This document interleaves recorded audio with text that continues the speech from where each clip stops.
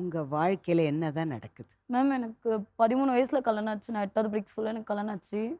Love marriage தான் கூட்டு போய் அவரே தான் கல்யாணம் பண்ணிக்கிட்டாங்க. கை அறுத்துக்கிட்டாங்கன்னு சொல்லிட்டு எங்க வீட்ல தரமாட்டேன்னாங்க. ஒரு குடிகாரனுக்கு வந்து நான் தரமாட்டேன் என் பொண்ண அப்படின்னு சொன்னாங்க எங்க அப்பாவும், எங்க அம்மாவும். அப்போ வந்து இவர் என்ன சொன்னாரு, நான் செத்துருவேன்னு சொல்லிட்டு கை அறுத்து தான் கூட்டு போய் தாலி கட்டிட்டாங்க. 5 வருஷம் வரைக்கும் நல்லா தான் வாழ்ந்தோம் நாங்க. 5, 6 வருஷம் வரைக்கும் நல்லா தான் வாழ்ந்தோம். அரும்பாக்கம் இருக்க வரைக்கும் நல்லா தான் வாழ்ந்தோம். இங்க இருந்து வீடு எடுத்து எங்களுக்கு படப்பில குடுத்தாங்க.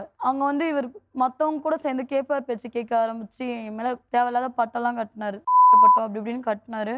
அப்பயும் நான் சொல்லி இவர் கேட்கவே இல்ல. ஒரு 2, 3 தடவ சான்ஸ் குடுத்தோம். அதையும் இவர் இது பண்ணல. ஒரு ஆட்டோக்காரன் சொன்னான்னு சொல்லிட்டு என் கழுத்துல இருக்க தாலி மொதக்கொண்டு அறுத்து எடுத்துன்னு போயிட்டாரு. என்ன 4 பேர் என்னென்ன பேசுறாங்க. அவன் தான் அறுத்து வாங்கின்னு போயிட்டானே. நான் இருக்கேன். நான் உனக்கு ஹெல்ப் பண்றேன். அப்படி இப்படின்னு பேசுறாங்க என்கிட்ட.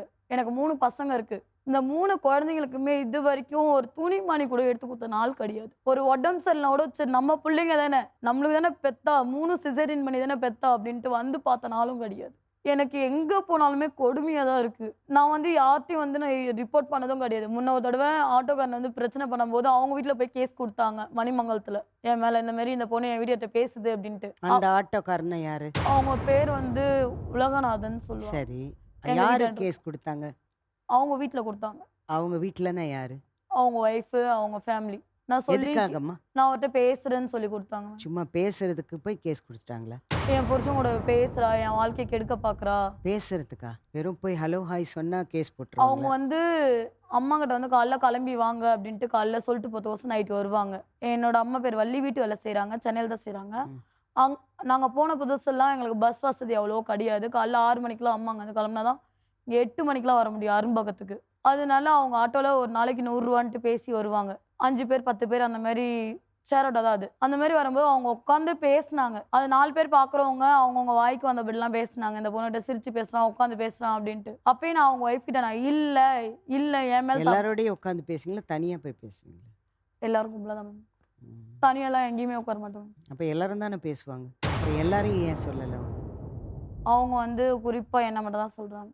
அதுக்கப்புறம் இவங்கள கம்பல் பண்ணி கேட்கும்போது அவங்க வீட்டுக்காரர் ஆமா நான் அந்த பொண்ணு கூட தான் வாழ போறேன் அப்படின்னு சொன்னப்போ கூட நான் சொன்னேன்.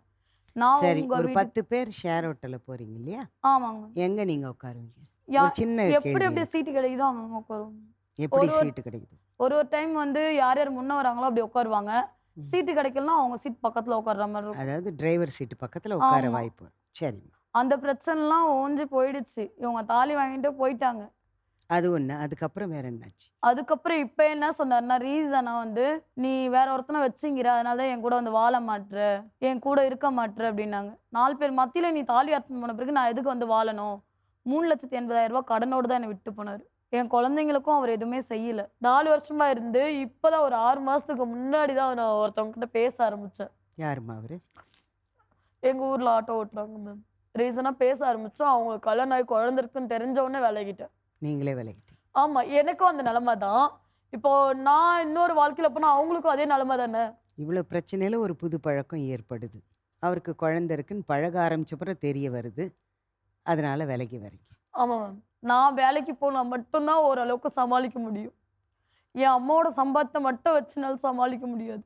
எல்லாத்துலயுமே எனக்கு டார்கெட் வந்து என் பசங்க தான். என் பசங்கள தான் அடிக்கடி சரி. புடுங்கி புடுங்கி வச்சுப்பாரு.